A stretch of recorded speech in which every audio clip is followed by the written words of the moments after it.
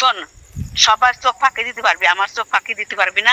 তারপর আমি কিছু যা করি সবকিছু আমি মানে নেবো। তুই আমার এখন মাল দিয়ে যা, যারা দে পারিস তারা দিয়ে আনাই দে, দ্রুত আনাই দে, দ্রুত। ঘটনাটি বাগেরহাটের শরণখোলার। মাদক কারবারিকে পুলিশে ধরিয়ে দিয়ে উল্টো নিজেই বিপাকে পড়েছেন বলে অভিযোগ কলেজ ছাত্র মুসার। পুলিশকে তথ্য দিয়ে সহায়তা করার পর ওসির দাবি করা ইয়াবা দিতে না পারায় ওই ছাত্রকে মিথ্যা মামলায় ফাঁসানোর হুমকি দেওয়া হয়েছে বলেও অভিযোগ উঠেছে। কি করতেছিস তুই?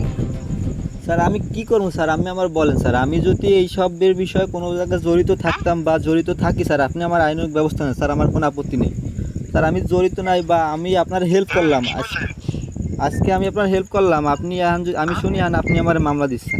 স্যার কি বলতে শুনছিস না? শুনছি ভাই, এখন মনে করেন যে ভাই আমি এই আমারে যদি কয় যে স্যার 50 পিস বা নিয়ে যেতে ভাই, আমি এই কসম আল্লাহর আমার সাথে যদি কারো লাগে সম্পর্ক। ঠিক আছে বুঝছি, সেটার জন্য মামলা রেডি করতেছে, তুই রেডি থাক। অভিযোগকারী কলেজ ছাত্রের নাম মোহাম্মদ শফিকুল ইসলাম মুসা। পড়াশোনার পাশাপাশি মুসা সামাজিক যোগাযোগ মাধ্যমে মাদক বিরোধী সচেতনতামূলক কন্টেন্ট বানিয়ে থাকেন। ঘটনার সূত্রপাত শনিবার 2 আগস্ট বিকেল 5টায়। কথিত মাদক কারবারি ইলিয়াস তালুকদারকে দেখতে পেয়ে পুলিশে খবর দেন শফিকুল। খবর পেয়ে শরণখোলা থানার ওসি রোকেয়া খানমের নেতৃত্বে অভিযান চালিয়ে ইলিয়াসকে আটক করে পুলিশ। তবে বিপত্তি ঘটে ইলিয়াসকে আটকের পর। শফিকুলের দাবি, আটকের পরপরই ওসি রোকেয়া খানম তাকে 120 ইয়াবা নিয়ে থানায় যেতে বলেন, যাতে সেগুলো ইলিয়াসের বিরুদ্ধে মামলায় ব্যবহার করা যায়। শফিকুল ইয়াবা এনে দিতে অপারগতা প্রকাশ করলে ওসির বডিগার্ড নাহিদ হাসান সুমনের মাধ্যমে অন্তত 50 পিস ইয়াবা থানার গেটের সামনে রেখে যাওয়ার নির্দেশ দেওয়া হয়। তুই যদি মনে করিস যে তোর দিদি আসলি তো আমি ধরবো, এটা যদি মনে করিস তাহলে তুই ভুল বুঝলি। তুই এটা ভুল বুঝলি। তুই আমার দরকার আমার কথা শোন, আমার কথা শোন।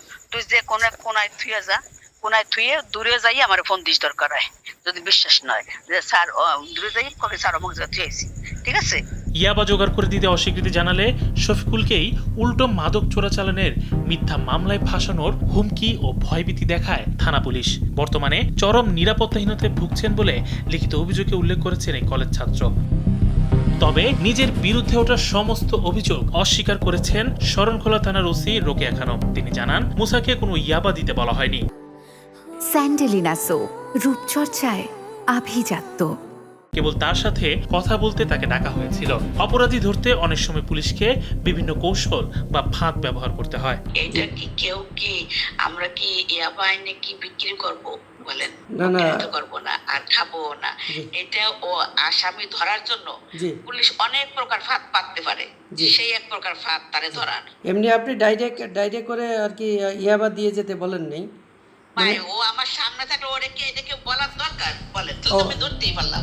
এই বিষয়ে সোমবার 3 আগস্ট জেলা পুলিশ সুপারের কাছে একটি লিখিত অভিযোগ দায়ের করেছেন শফিকুল। তার দাবি, তার কাছে এ সংক্রান্ত অডিও, কল রেকর্ড এবং ভিডিও প্রমাণ রয়েছে। মাদক ব্যবসায়ী ইলিয়াস তিনি দীর্ঘদিন যাবৎ শরণখোলা উপজেলার মাদক ব্যবসা করে আসছিলেন, কিন্তু তারে শরণখোলা থানা পুলিশ কখনো ধরতে পারে না। ওসি স্যারের ফোন পেয়ে আমি ওসি স্যারের কথা দিই যে আমি অবশ্যই স্যার আমি এই মাদক কারবারি ধরাই দেব। তথ্য দিয়ে পুলিশকে সহায়তা করে উল্টো আইনি জটিলতা ও হুমকির মুখে পড়ার এই ঘটনায় এলাকার চাঞ্চল্যের সৃষ্টি হয়েছে।